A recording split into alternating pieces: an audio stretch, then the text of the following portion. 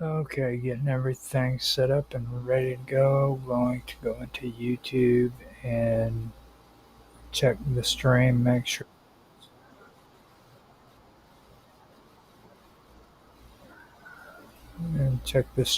make sure everything is set up right there. Now,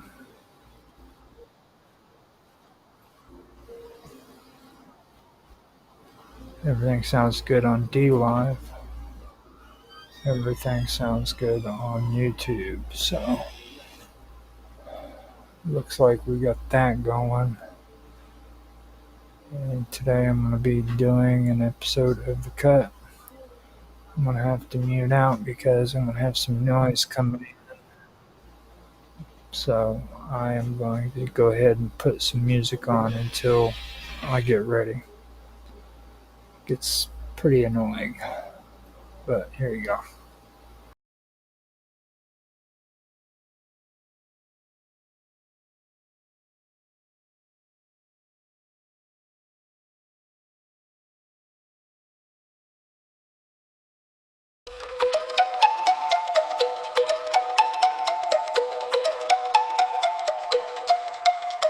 Awakening from an epic dream, awakening from the long dark night. Awakening from history, awakening from duality. The liberation of the human soul to consciousness of the one and all. The activation of the sacred plan, the birthing of a new man. A new man.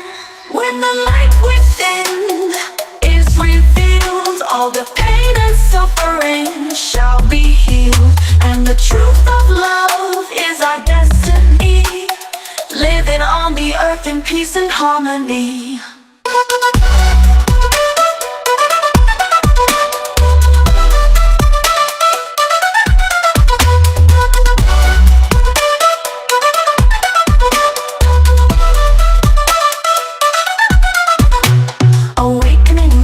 Perceptions, awakening to the joy of life. Awakening to a new dimension, awakening to a paradise.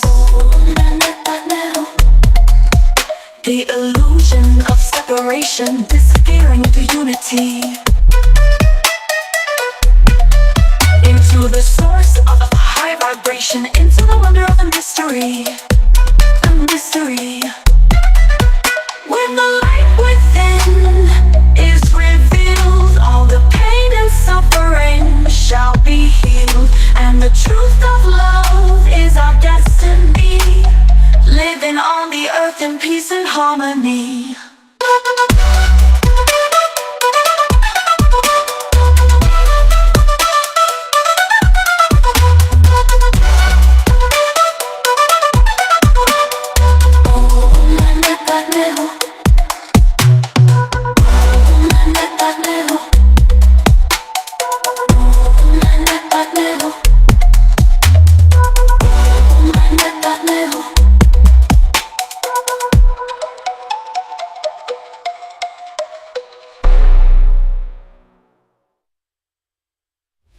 Theophilus Thistler, the thistle sifter is sifting a sieve full of unsifted thistles. Thrust 3,000 thistles through the thick of his thumb. 3,000 thistles through the thick of his thumb. 3,000 thistles through the thick of his thumb. Theophilus Thistler, the thistle sifter is sifting a sieve full of unsifted thistles. Thrust 3,000 thistles through the thick of his thumb. 3,000 thistles. Mr. Robot rolled around and rolled round, and if Mr. Robot rolled around and rolled round, where is the round roll? Mr. Robot rolled round. Where is the round roll? Mr. Robot rolled round. Mr. Robot rolled round. Mr. Robot rolled round. And if Mr. Robot round and rolled round, and if Mr. Robot round and rolled round, where is the round roll? Mr. Robot rolled round. Here is an exercise demonstrating the union of in at the end of words, dividing and gliding and sliding and falling and brawling and sprawling and driving and riving and striving.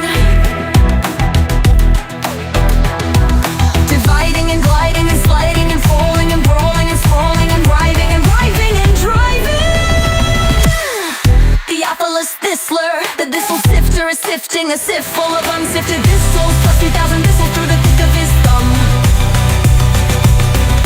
Plus 3,000 thistles through the thick of his thumb.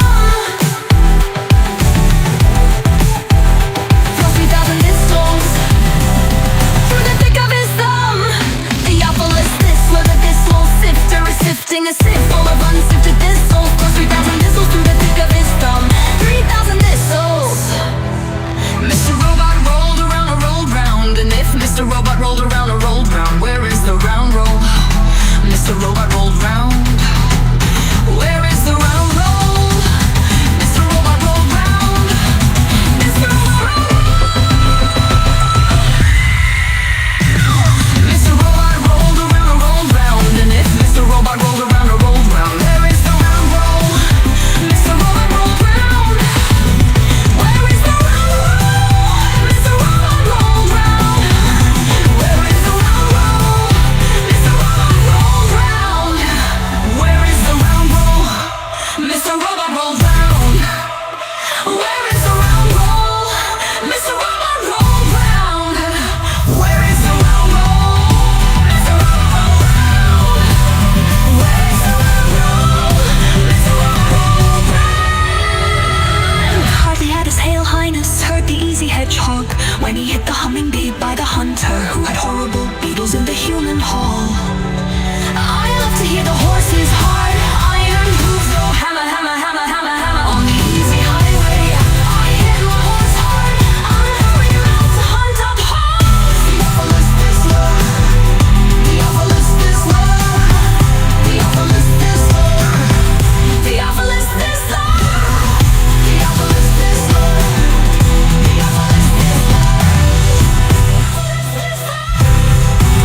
Theophilus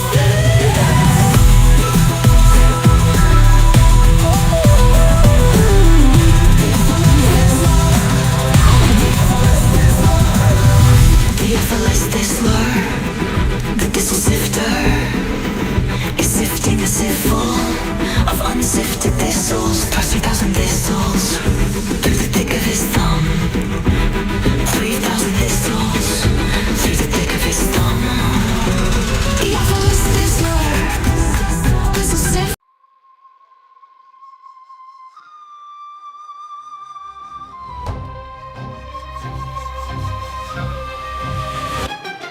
Once the gods carved earth like a cosmic chessboard, Poseidon claimed Atlantis, his starborn accord. 10 twin suns, throne of tridents waves at his command. Empire stretched from bow, big stones to Mayan sand. Monoliths stacked like Legos blocks no crane could lift. Sonic levitation, gods don't need pulleys or grit. Athena taught Athens, Hephaestus forged veins of gold, but Atlantis spires pierced heaven, stories untold. Ages of virtue, divine blood pure in the veins. No egregious geodesic temples where starlight reigns, but mortality crept in, diluted the grace. Go turn to rust, hubris eclipsed the god fast. Souls of Atlantis drowned in the deep. Poseidon's lost kingdom where titans still sleep. From Giza to Tiwanaku, the cold section all as above, so below. Cosmic empire of laws and princes of plasma, their thrones now debris. Echoes of Atlantis where gods walked the sea. Watch the fall, saw vice crack the divine. Pyramids hummed warnings, but they ignored the signs. Sky split with fury, tsunami swallowed their pride. Atlantis sang screaming, but blueprints survived. Baalbek's foundation, stones that defy modern math. 1,000-ton puzzle, gravity's aftermath. Scholars still baffled how they align the stars. They rode cosmic currents, breaching space-time's bars. Now divers chase shadows where crystal cities gleamed. AI scans the ocean, but truth a half-dream. Freemasons whisper maps in their lodges of lore. Plato's Critias, a metaphor or a war. Echoes of Atlantis drowned in the deep. Poseidon's lost kingdom where titans still sleep. From Giza to Tiwanaku, the cold tension all as above, so below. Cosmic empire of laws and princes of plasma, their thrones now debris. Echoes of Atlantis where gods walk the sea.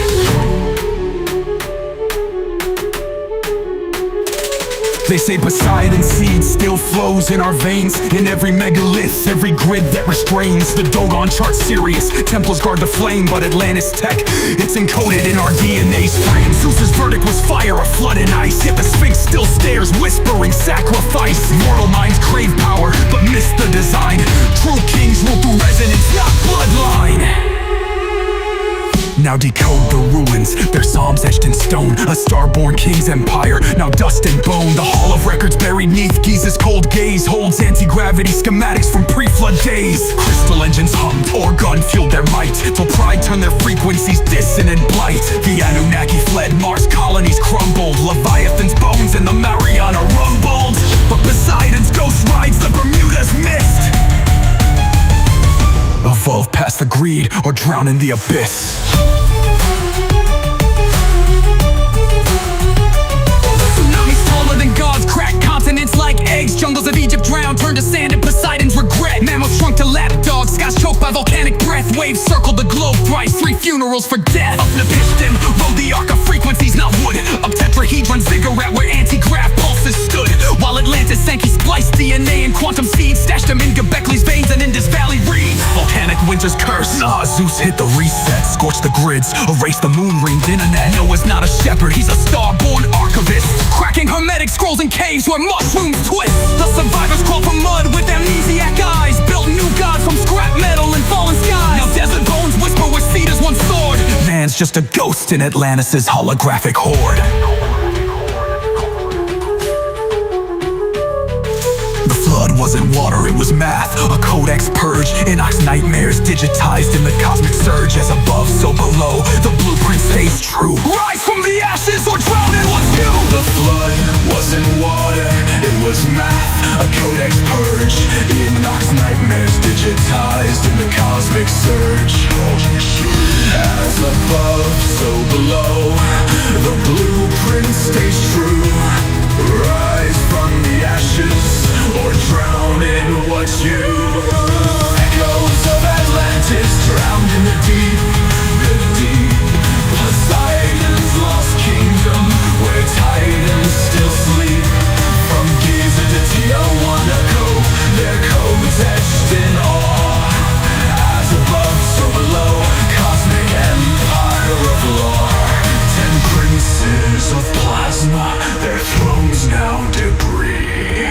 Echoes of Atlantis, where gods walk the sea. So when you see Stonehenge, Angkor Wat spire, know Atlantis lives in the quantum choir. The gods were myths, their mentors in code. Rise from the ashes, or repeat what they owe.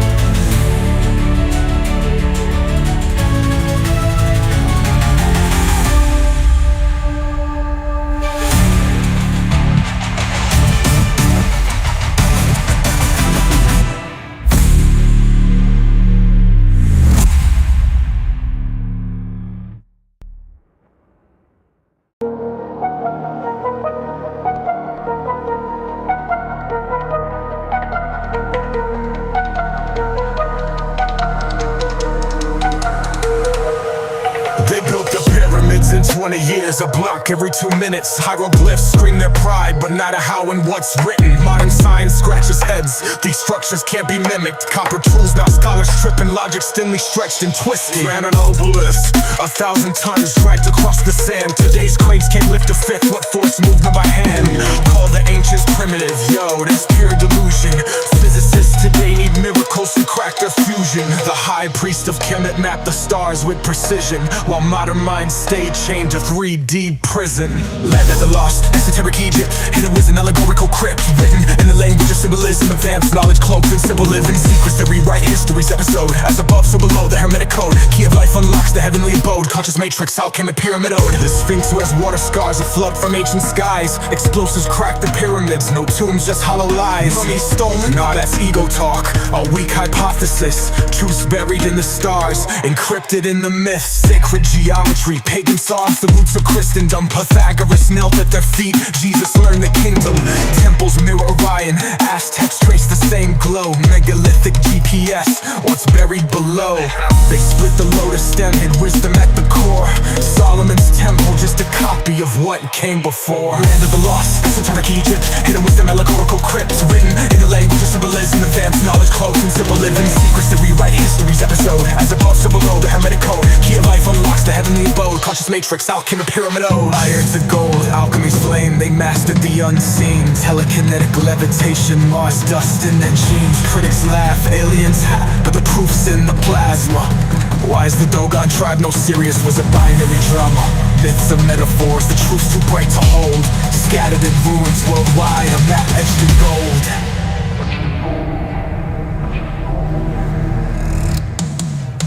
They call themselves Negeru, gods with cosmic ships. Gifted fire, math and law, then dipped beyond the eclipse. Now academia's gatekeepers mock what they can't measure. But the scales of Ma'at weigh soul, not tech or treasure. Rosette Tepe dawned when gods walked as king. Left blueprints in Gobekli Tepe and the Nazca line. The emerald taintless truth burns through the scholar's denial. We're echoes of starlight reclaiming our trial. When you stare at the sky, feel the ache in your chest. That's ancestral memory. We're all cosmic guests. The pyramids hold a hymn, rising cold the divine. As above, so below, till the world's realigned. Land of the lost, esoteric Egypt. The truth's a spiral, eternity script. In a language of symbolism, we're gods we've been missing.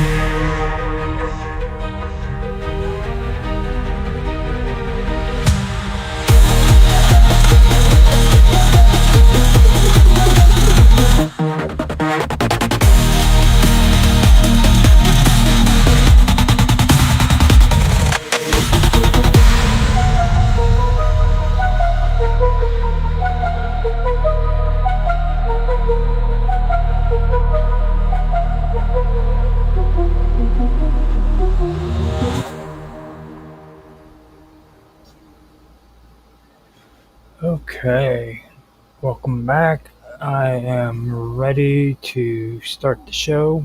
Before I do, though, I'd like to say that what you just heard came from Mr. Robot, aka Illuminati, on Rumble. You can find his channel at Hacker Radio. Just go into Rumble, search for Hacker Radio, and that's where you'll find him. If you liked the music you just heard, go over there and give him some support. Tell him how much you like the music, and subscribe to him. He's a pretty good guy. He makes pretty good music. So with that being said, I'd like to welcome everybody to the show here on the wonderful world of weirdness. I'm Roger Hanson, and I'll be your host for today on this episode of The Cut. We are currently streaming on Rumble, X, formerly Twitter, Twitch, Kick, YouTube, and DLive. I've checked everything out, and it seems like we are up and running. Everything's good, so let me double check. I don't hear no audio on DLive, so there's no telling.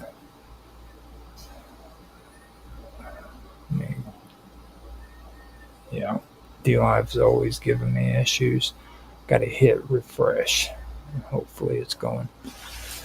So meanwhile, now that we have gotten all that out of the way, I want to get on with the discussion on what we are going to be talking about. Okay, it's back up and going on D Live. So today the reading is going to go in a bit of another direction. Like I said, on the cut, I want to do everything that has to do with things that just have been cut from history. It's been cut from stories, even conspiracies or things that are folklore, paranormal, whatever that seems to have just disappeared and people haven't really talked about it. And one of the stories that I did run into that I wanted to discuss was one that was told to me, or I became aware of it because of a person that I've been talking to on D Live and on other platforms by the name of, she goes by Svetlana. She told me a story of the Dokabors, and I wanted to go in and do some research on it, pull up some information, and I decided that that was going to be one of the episodes that I have, one of the stories that I wanted to put here on the cut. Um, and It's actually an interesting story. It's one of the stories that you really don't hear about when it comes to the early 1900s and what took place during that time period. So I figured I would make it a part uh, of this series, and I'm not going to say that it's going to take an hour. So this episode might not be an hour, but it's a good reading, and I thought it was worthy to be one of the episodes that I do this for. So here we go. The Doukhobors were a unique religious and social movement that originated in Russia during the late 17th and early 18th centuries. The names, which roughly translate to "spirit wrestlers", was initially used as an insult by the Orthodox Church, but was later embraced by the group themselves. The movement emerged as a reaction to the rigid structure and rituals of the Orthodox Church. The Doukhobors rejected the hierarchy of the clergy and used icons in worship. No, rejected the hierarchy of the clergy, the use of icons in worship, and the belief that the church rituals were necessary to attain salvation. Instead, they believed that the presence of God resided within every individual and that one could communicate with the divine through inner spiritual reflection rather than through intermediaries like priests or saints. This inward spiritual orientation led to other key principles that defined the Doukhobor movement. They emphasized pacifism, communal living, and a deep rejection of militarism. Their belief placed them at odds with the Tsarist state, which expected all subjects to serve in the military and uphold state authority. The Doukhobors refused to bear arms or swear allegiance to the Tsar, viewing this act as incompatible with their understanding of Christian morality. Their refusal to participate in military service was seen as both religious defiance and political subversion, leading to increased pressure and persecution from the Russian government. In 1895, in a dramatic demonstration of their commitment to nonviolence, the Doukhobors engaged in a mass protest known as the Burning of Arms. Thousands of Doukhobor gathered to publicly destroy their weapons, setting them ablaze in a collective act of conscience. Their protests provoked a violent response from Russian authorities. Many Doukhobors were arrested, beaten, and exiled to remote regions of Siberia. Their refusal to conform to military and religious expectations continued to make them targets of state persecution. Their plight drew the attention of Russian intellectuals and international sympathizers, including the famous writer Leo Tolstoy. Tolstoy himself, a pacifist and critic of institutional religion, raised funds to support the Doukhobors and help arrange for their immigration to Canada.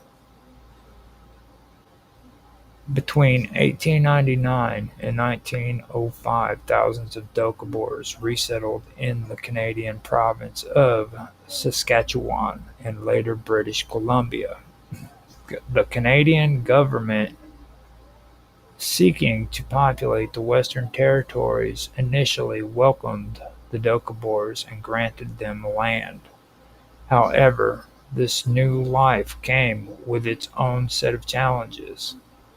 The Canadian authorities expected immigrants to conform to certain norms, such as registering land individually, sending their children to public schools, and swearing allegiance to the British Crown. These requirements clashed with the Doukhobors' belief in communal land ownership, nonviolence, and religious autonomy. Over time, the Doukhobors community became divided over how to respond.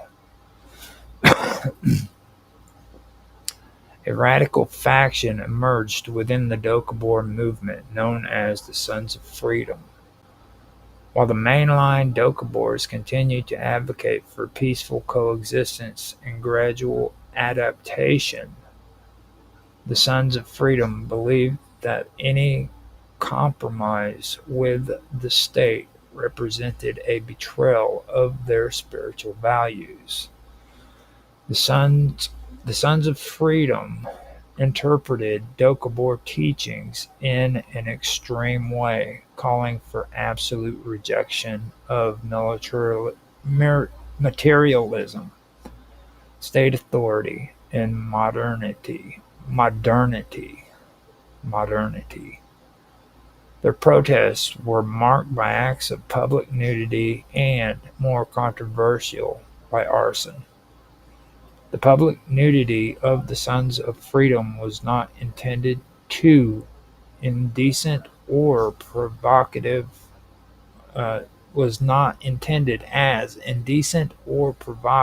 in a conventional sense. Rather, it was a symbolic rejection of material possessions and societal conventions. The body, they believed, was created by God and should not be hidden or corrupted by worldly clothing. Nudity represented a return to spiritual purity and a protest against what they viewed as the sinful influence of state and society. These protests often shocked the public and attracted media attention, but they were consistent with the Sons of Freedom's theological worldview. However, the more serious the controversial actions taken by the Sons of Freedom involved arson. The group targeted their own buildings, such as homes, schools, and communal halls, as well as government properties. These acts were intended to demonstrate their rejection of state-imposed institutions and to protest laws that they believed interfered with their spiritual and communal ways of life. For example, compulsory education laws required Doukhobor children to attend public schools, which the Sons of Freedom saw as a form of indoctrination. In protest, they burned schoolhouses and, at times, refused to send their children to school. Similarly, when pressured to register land individually, which conflicted with their tradition of communal ownership, they destroyed property to resist compliance. While arson is undeniably a form of violence, it is important to understand the context and intent behind these acts. The Sons of Freedom were not motivated by hatred or other people or a desire to dominate or terrorize others. Their acts were self-directed and symbolic. They were not attempting to overthrow the government or establish a new political order. Rather, they sought to distance themselves from a society they viewed as morally corrupt and spiritually dangerous. Their violence was reactive, not expansionist, and aimed at maintaining what they believed was spiritual purity. Still, the consequences of these acts were serious. Fires endangered lives and property, and the Canadian public and authorities viewed the Sons of Freedom as a dangerous and disruptive force. The media often portrayed them as fanatics or even terrorists, and government crackdowns followed. Children were taken from their parents and placed in residential institutions. Members of Sons of Freedom were arrested, imprisoned, and subjected to surveillance and control. These actions further alienated the group and deepened their sense of persecution. The larger Doukhobor community did not support the radical tactics of the Sons of Freedom. In fact, many Doukhobor actively distanced themselves from the sect, arguing that their actions misrepresented the core values of Doukhoborism. Mainline Doukhobors continued to emphasize peaceful coexistence, spiritual introspection, and nonviolent resistance to state interference. This split between moderate and radical factions, creating internal tensions that would persist for decades. It is also crucial to distinguish the Doukhobors from the nationalist and anti-Semitic groups that emerged in Europe during the same time period.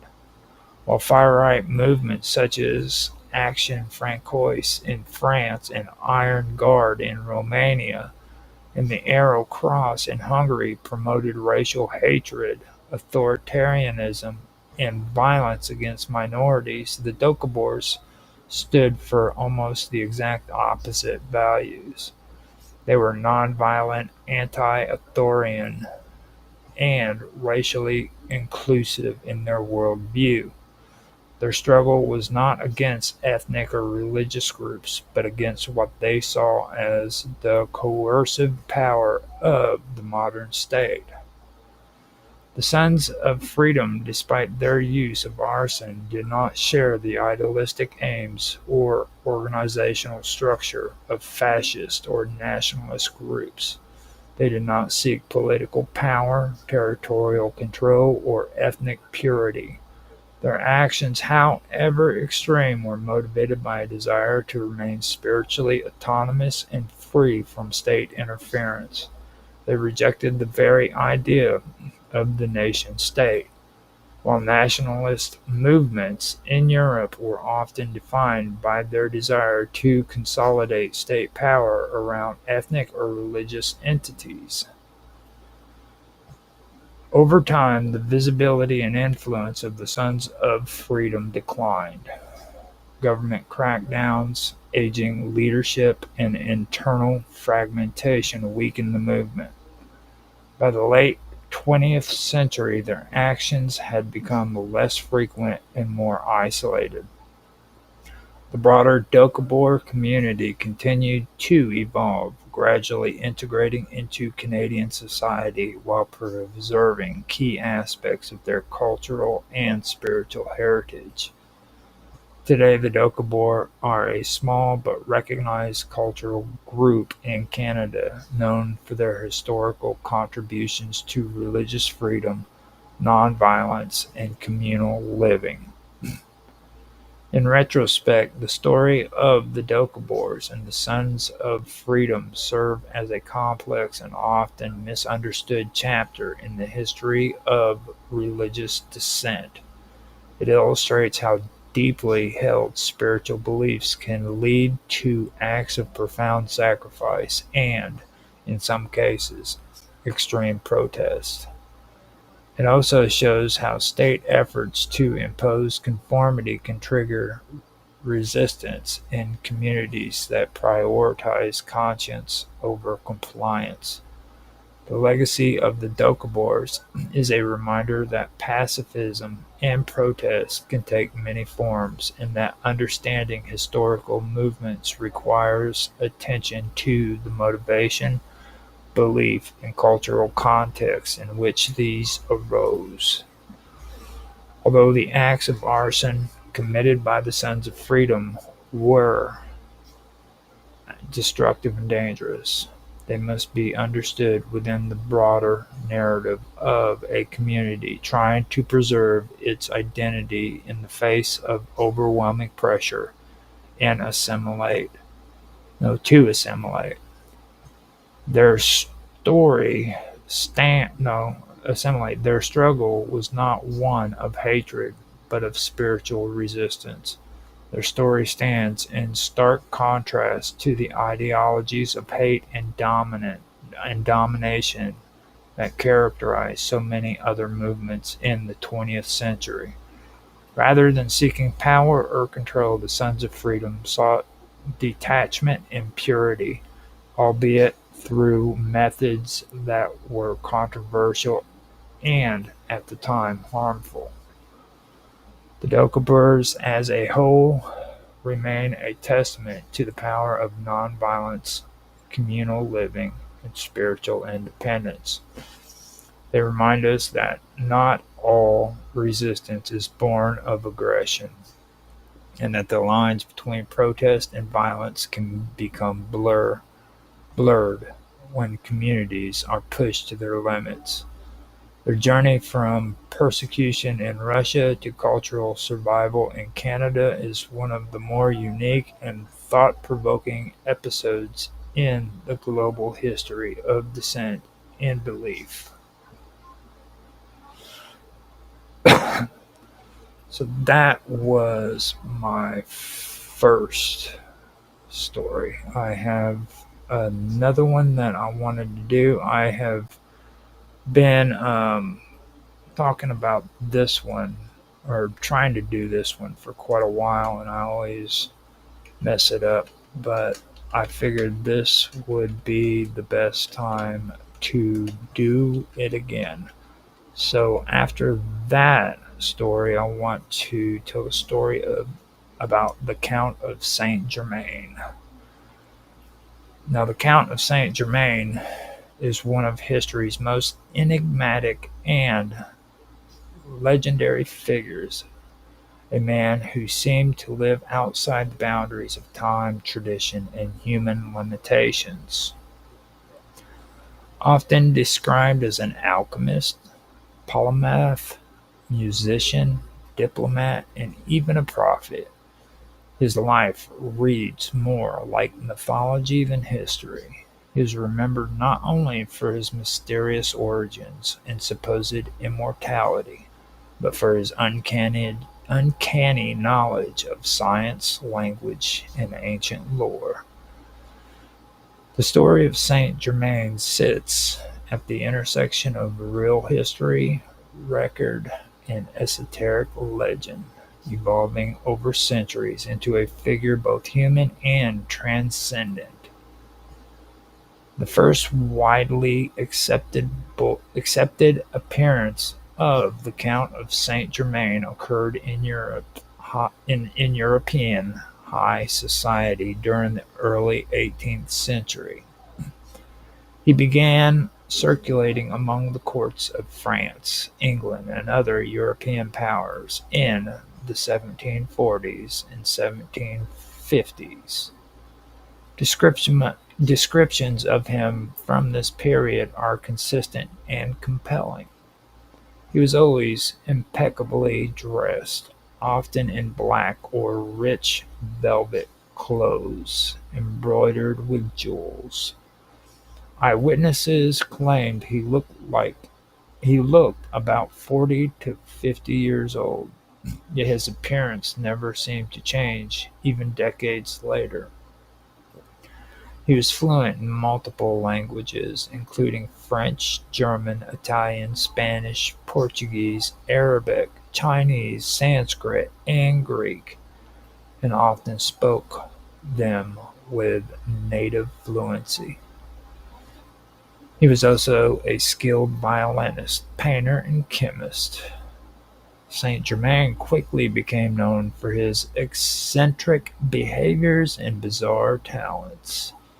He never ate in public and was rarely ever seen drinking anything other than a particular herbal elixir. He had an encyclopedic knowledge of history, sometimes describing events in such personal detail that it seemed he had witnessed them.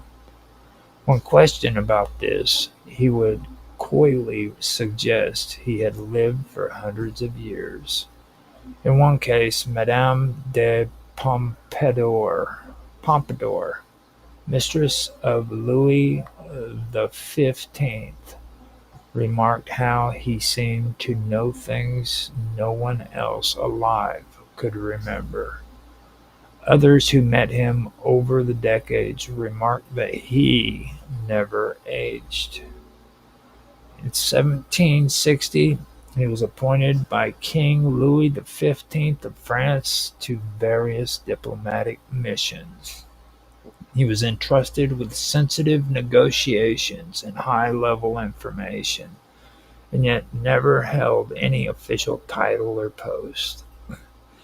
He often used assumed names in different courts, sometimes called the Marquis de Montferrat or Comte Bellemare, but never denied being the Count of Saint Germain when addressed as such. The philosopher Voltaire referred to him with both curiosity and mockery, calling him a man who never dies and knows everything. Saint Germain deeply involved in the world of alchemy. No, Saint Germain was deeply involved in the world of alchemy. He was said to possess secret knowledge of how to purify metals, create precious stones, and extend life indefinitely. One story claimed that he produced perfect diamonds in front of the Dutch jeweler Casanova, Casanova, explaining they were not artificial, only improved by nature. Some believed he could also heal the sick and speak with spiritual beings. He was deeply interested in Eastern mysticism and ancient teachings from Egypt and India. Some of his writings, such as the Triangular Book of Saint Germain, contain occult diagrams and coded alchemical instructions, possibly suggesting a ritual process for personal transformation or enlightenment. When the Count died in 1784 in the court of Prince Charles of Hesse-Kassel in Germany, it seemed like his story had ended. He was buried and the burial was recorded, yet rumors of his appearance continued. People across Europe, including notable figures like Madame Blavatsky, Napoleon, and Annie Besant, claimed to have seen or spoken to him after his death. In 1785, just a year after his burial, he was allegedly seen in Paris during a Freemasons convention. Decades later, during the French Revolution, the account was reportedly seen warning members of the royal family of impending danger. In the 19th and 20th century, no, the 19th and 20th centuries saw his legend take on an even more mystical form. In Theosophy, a spiritual movement founded by Helena Blavatsky, Saint Germain was reimagined as one of the ascended masters, immortal beings who guide humanity from higher planes of existence. He was said to work alongside other masters like El Morya and Kuthumi to help usher in an era of enlightenment. In this tradition, Saint Germain became associated with the seventh ray, a spiritual vibration tied to freedom, transformation, and ceremonial magic. He was said to hold the flame of freedom and be the patron of the Aquarian Age. The I Am movement in the 1930s, founded by Guy and Edna Ballard, further expanded on Saint Germain's role as a cosmic teacher. Guy Ballard claimed to have met Saint Germain in person at Mount Shasta in California, where he received teachings directly from the master. According to the Ballards, Saint Germain dictated volumes of spiritual teachings and promises to help humanity awaken to its divine heritage. These teachings emphasized individual ascension, the power of spoken affirmation, and the use of violet flame for purification and transformation. Saint Germain's image became a fixture of the New Age movement, often depicted as a radiant man in violet robes surrounded by celestial light. Throughout the 20th century and into the 21st century, the Count of Saint Germain has remained a figure of fascination. Books, websites, and spiritual groups continue to draw inspiration from his legend. He has been portrayed as an alchemist, a time traveler, a reincarnated ancient priest, a spiritual guide, and even an extraterrestrial. Despite the lack of verifiable historical evidence for many of these claims, the legend of Saint Germain endures because it speaks to the universal desires, the hope for immortality, the hunger for secret knowledge, and the dream of divine transformation. In the end, the Count of Saint Germain is many things: a real historical figure who dazzled 18th century Europe, a mythical immortal who appears across centuries as a spiritual archetype of wisdom and mystery. Whether as a man or a myth, he continues to live in stories, teachings, and visions that challenge our understanding of time, identity, and what it means to be human. There we go. Those are the two stories that I wanted to do for this episode. It's like I said, I've been trying to put something together for the longest time on Saint Germain that actually sounded good. I've been wanting to, I've actually tried to make a few videos of Saint Germain that I did with recording instead of live streaming. They didn't turn out all that great, but I wanted to give it another try, put it on there, and see how it worked out. I like this one, so my reading is getting a little bit better. You should have heard it back when I first tried this. It was really, really horrible. So today I went over the Doukhobors, which I did find this pretty fascinating. this is one of those stories that kind of like gets lost in time. It's actually a real story too, and it's like I said, I wanted to make this series a little bit more about that, about everything, things that's just basically been lost in time, been cut. You know, it's been cut from reality. Period. You know what I mean? People don't even know about it no more. It just disappeared. So later, when I come back, I mentioned the Count of Saint Germain too. But later, when I come back, what I want to do is I want to mention Hi Brazil. I'm pretty sure that's going to be my next one. And then there's a few other things that I wanted to go through as well. Um, Last week was me finishing off um, the stuff I found out about Amotica and the plumed serpent.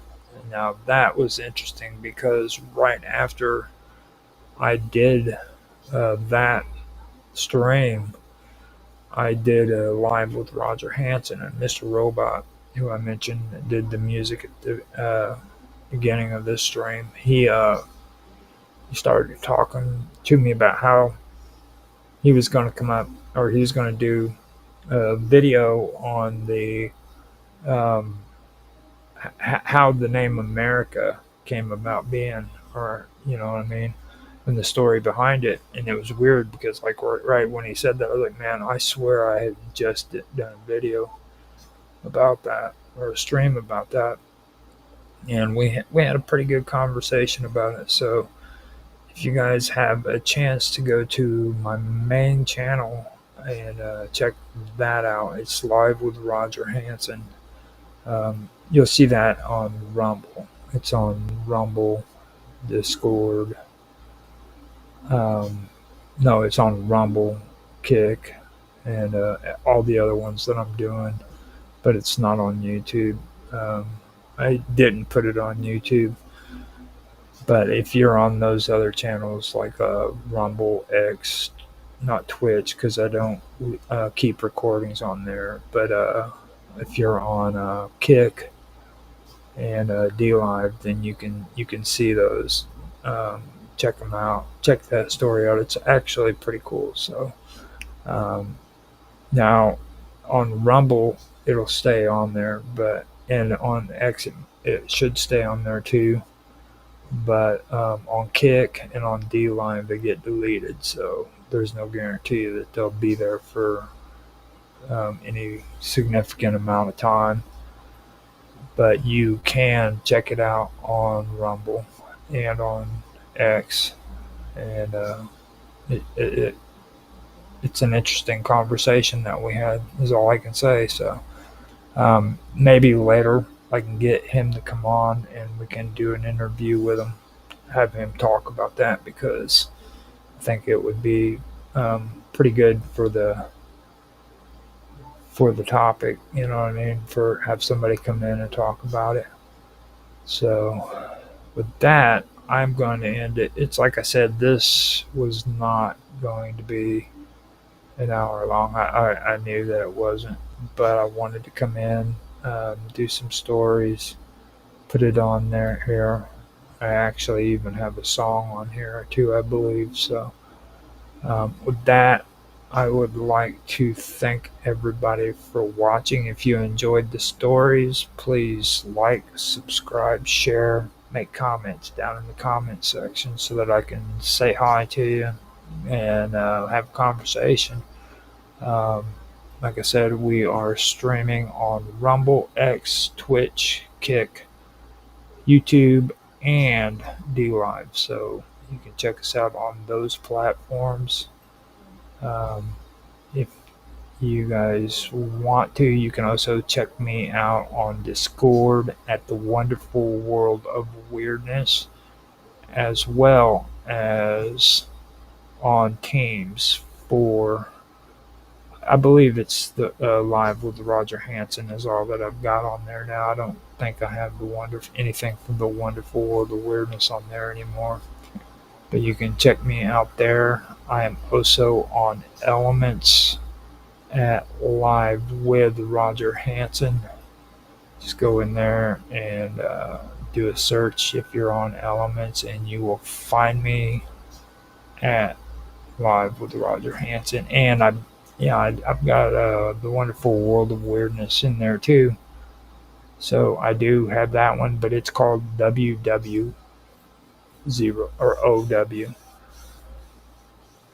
You can find me at there too. So I usually don't mention Elements, which I'm going to start getting more of a habit of doing because it's just the right thing to do. So it doesn't look like anybody has stopped in to say hello, to give a comment. So I'm going to go ahead and cut it short. Um, Thank everybody for watching, and I hope you enjoy your day. I will talk to you later.